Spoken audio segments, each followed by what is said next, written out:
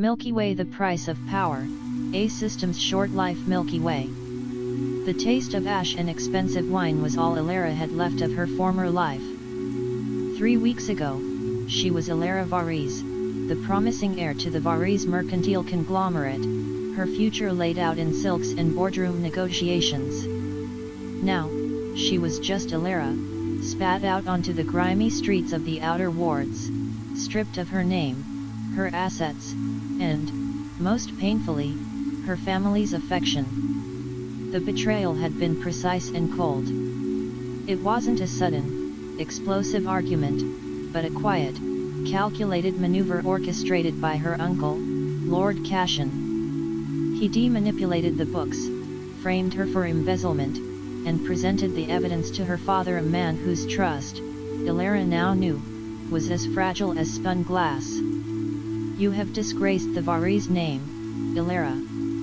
You are no longer family. If I see your face again, I will have the guild guards execute you for trespass. Her father's voice, usually a warm rumble, had been a flat, lethal monotone. She'd been cut off. Her identification chips wiped, her bank accounts zeroed, the luxurious apartment sealed. The sheer finality of it left a void where her soul used to be. Elara huddled in a decaying alleyway, the acidic rain of the industrial zone stinging her exposed skin. Just as the despair threatened to drown her, a whisper not in her ear, but in the deepest chamber of her mind pulled her back. Initializing host interface. Welcome, Elara. A translucent blue screen shimmered before her eyes, visible only to her. You have been granted the Apex Accumulator System. Goal: achieve absolute power and retribution. Time limit: 3 years 1095 days. Warning: system requires host's complete dedication. Failure to maximize power gain will result in irreversible cellular degradation. Elara, who had just spent 3 weeks contemplating starvation, didn't hesitate. Absolute power retribution, tell me what to do. The system was her lifeline, her revenge engine. It gave her quests tasks that ranged from acquire 100 credits easy to master the first tier kinetic augmentation spell terrifying. Completing quests granted her power points PP, which she could use to buy skills, knowledge, and physical enhancements from the system shop.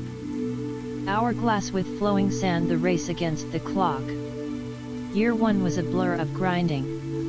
Elara learned to fight, to hack, to charm, and to lie. She used her PP to upgrade her physique, faster reflexes, enhanced stamina, a photographic memory.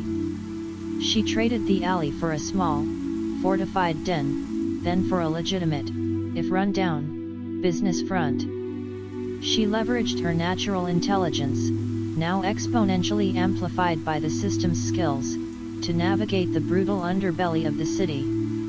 Every successful deal, every defeated rival, every completed quest felt like a small, vindicating victory. Year 2 saw her shedding her street clothes for tailored synth leather. She amassed a small, fiercely loyal crew of mercenaries and tech whizzes. She used the system's information modules to expose minor corruption in her uncle's operations, weakening his position incrementally. The fear of the time limit was a constant, icy companion. She pushed herself past breaking points, ignoring the dull, persistent ache in her bones that she knew was the cellular degradation warning. She bought a terrifying skill, mind link synthesis, which allowed her to briefly tap into the minds of others. It was horrific, invasive, and incredibly useful. It was how she confirmed the final, crushing truth: her father hadn't been tricked. He'd chosen to believe Cashin, seeing his daughter's ambition as a threat to his own waning control. The betrayal was complete. Fire the final countdown. By the middle of year 3, Elara was no longer a cast-off. She was the Phantom, a powerful, anonymous figure who controlled half of the city's black market data streams. She wore her power like a second skin, but beneath it, her body was failing. Day 1090 remaining, 5 days. Host's vitality, critical. Power points must be spent on a high-tier endurance skill immediately. She ignored the warning. Endurance wasn't revenge. On day 1094, she stood on the massive rooftop plaza of the Varis Tower, bathed in the city's neon glow. She hadn't broken down the door, she'd walked in through the main entrance, dressed in an immaculate, midnight blue suit, her crew neutralizing the guards with surgical precision. Her father and uncle sat across the immense, circular oak table in the penthouse conference room. They looked surprised, then enraged. "Elara! You dare trespass, I will have you disintegrated!" Her father roared, reaching for the security comm. Elara smiled a genuine, wolfish smile. She pressed a key on a data slate. On the massive view screen behind them, a cascading waterfall of transactional data appeared. It wasn't the fake embezzlement, it was her uncle's detailed ledger of a decade of real, high treason against the city's ruling council, linked directly to her father's knowing complicity. "I didn't come to beg for forgiveness, father," Elara said, her voice clear and resonant despite the effort it took.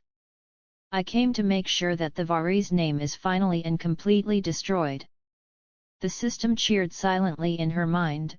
Quest complete, retribution achieved. Major power gain. New moon symbol the silence. The guild guards arrived, but not for her. They swarmed the penthouse, arresting her father and uncle on charges of sedition and corporate malfeasance.